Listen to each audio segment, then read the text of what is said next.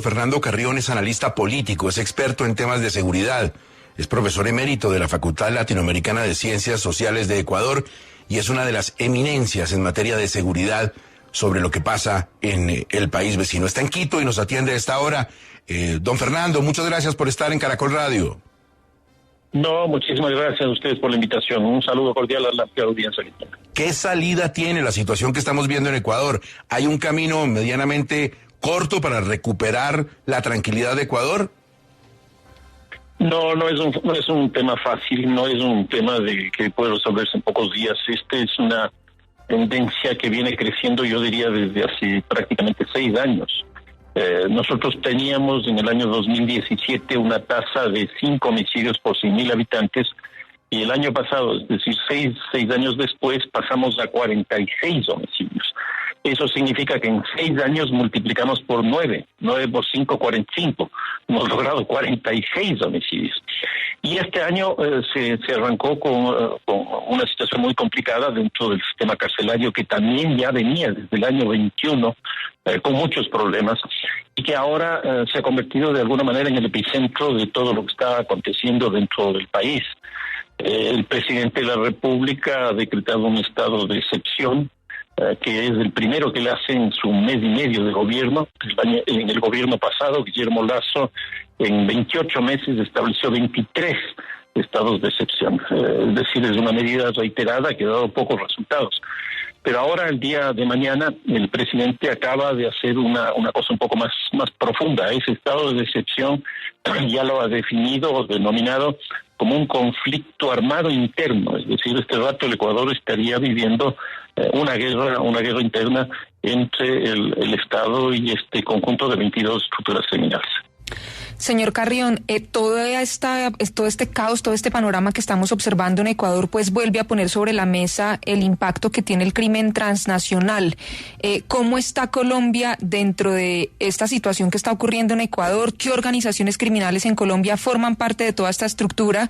Que, como mencionaba incluso hace un rato aquí en los micrófonos de Caracol, el exministro del Interior, Juan Fernando Cristo, hay organizaciones de Colombia que forman parte precisamente de toda esa red criminal en la que también hay países como México y el nuestro.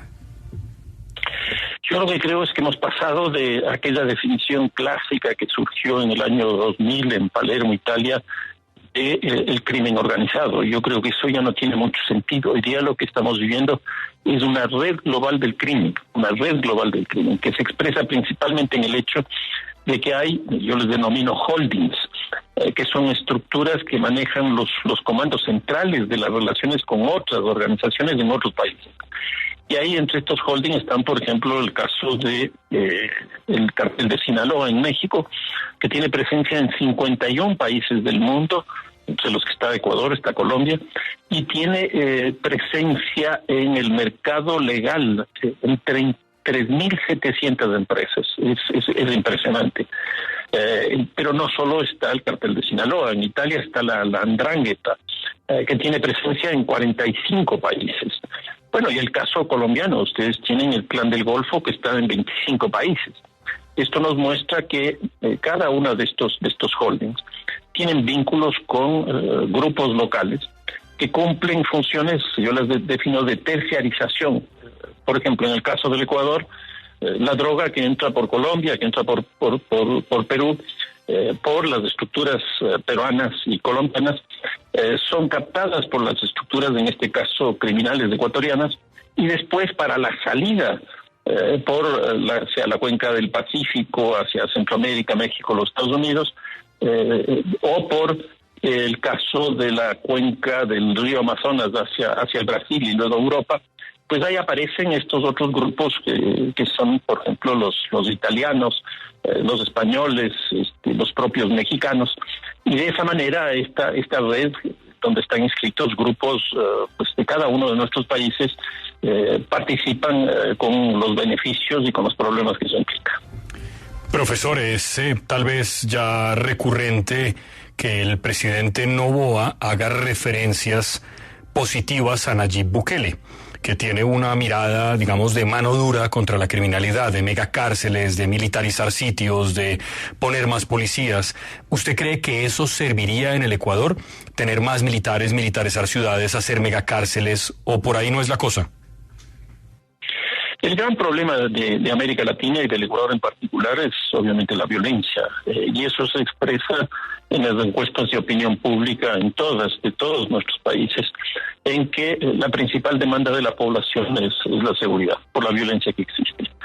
Entonces ahí ha aparecido el modelo de El Salvador, de Bukele, que sin duda le ha dado resultados en temas de violencia. De seguridad, ha logrado reducir bastante. Pero ¿qué es lo que ocurre? Bukele tiene un control, digámoslo así, del Parlamento. O sea, la mayoría del Parlamento pues está vinculado a su propia organización política. En Colombia eso no existe, en el Ecuador no existe, en Chile no existe, en Perú no existe, en Brasil no existe. Lo segundo, tiene un control también del sistema judicial. Hizo una reforma importante en el Parlamento para que tanto la Fiscalía como la Corte Suprema de Justicia sean afines a sus políticas. Pues eso no ha ocurrido en ninguno de estos países que acabo de señalar. Entonces eso ha conducido incluso a que algunos organismos de derechos humanos pues reclamen la forma de actuación del presidente Bukele. Pero yo creo que sin duda es un presidente popular en El Salvador, va a ser electo muy fácilmente ahora el próximo mes, y tiene una aceptación generalizada en toda América Latina, justamente por esto que les digo, de que toda la población, pues una de las cosas que hace es reclamar en las encuestas de opinión pública el tema de seguridad. Entonces, invocar un caso exitoso, entre comillas, pues eso da réditos. Pero yo creo que también el hecho de haber mencionado a Bukele hizo que las organizaciones criminales en el Ecuador, principalmente las que están sometidas a prisión, hoy día reivindiquen pues una situación absolutamente distinta, y ese es el gran proceso de violencia que nosotros tenemos.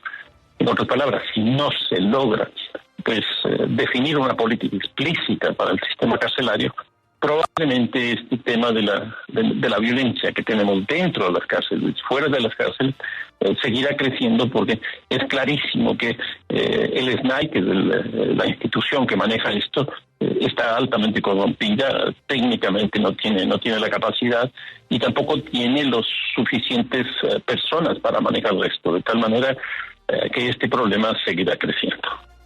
Sobre eso le quería preguntar, profesor, y es que uno ve los ejércitos y las fuerzas militares de Colombia, Venezuela, Brasil, y son tradicionalmente poderosos. Incluso en el Perú hay una fortaleza institucional que se nota por la tradición que ha tenido ese país. Uno no ve lo mismo en las fuerzas militares ecuatorianas y, por ejemplo, no sé si sabe cómo se maneja la política carcelaria. ¿Quién está al frente de eso? ¿Por qué se deja crecer tanto la criminalidad? Yo creo que básicamente lo que hubo es un desmonte de la estructura estatal de la seguridad. En el año 2017 teníamos un ministerio coordinador de la seguridad, un ministerio del Interior, un ministerio de Justicia que se encargaba justamente de las cárceles, una entidad que definía las políticas antinarcóticos, y todo eso terminó recluido en un solo ministerio, que fue el Ministerio de Gobierno, y se contrajo también el presupuesto. Entonces, ese desmonte del marco institucional público que definía las políticas y llevaba a cabo las políticas de seguridad, creo que nos está pasando factura. Y además, porque en ese lapso, es decir, hace aproximadamente 4 o 5 años, se produjo un cambio en las relaciones de los holdings, llamémoslo así nuevamente, con los grupos locales, porque antes les pagaban en dólares, qué sé yo, el traslado de la droga de la frontera al puerto de Guayaquil, o la presencia de los insumos para producir la cocaína, o los servicios de seguridad, etcétera. Eso tenía un precio y eso se pagaba en dólares. Pues se decidió no pagar en dólares, porque además tenían que traer los dólares para pagarlos. Y eso hacía que sea muy difícil. Y hoy día se paga en dólares, en droga. Y ese hecho condujo a que estas estructuras criminales tengan que monetarizar esos recursos, esas drogas, y eso condujo a que estas estructuras criminales pues se organicen más, disputen entre ellas mismos los mercados, y la violencia se incremente, el consumo nacional se incremente, y también el lavado. Yo creo que eso ha sido una estrategia muy interesante que esta red global del crimen llevó a cabo y que condujo pues a esta situación de fortalecimiento de estas estructuras criminales. Qué importante y qué valiosas sus palabras y sus apreciaciones para entender lo que pasa con nuestros queridos vecinos en Ecuador. Profesor Fernando Carrión, una última inquietud. Debido a que usted es la gran eminencia en materia de seguridad en Ecuador, ¿el gobierno de Noboa ya lo ha consultado? No, desgraciadamente bueno, no. Pero vamos a ver qué pasa. Sí, claro. No, pues si están interesados les pasamos su teléfono, aquí desde Colombia, con mucho gusto. Profesor, mil gracias, muy amable. No, a ustedes un fuerte abrazo y muchas gracias por preocuparse por nosotros. Un fuerte abrazo.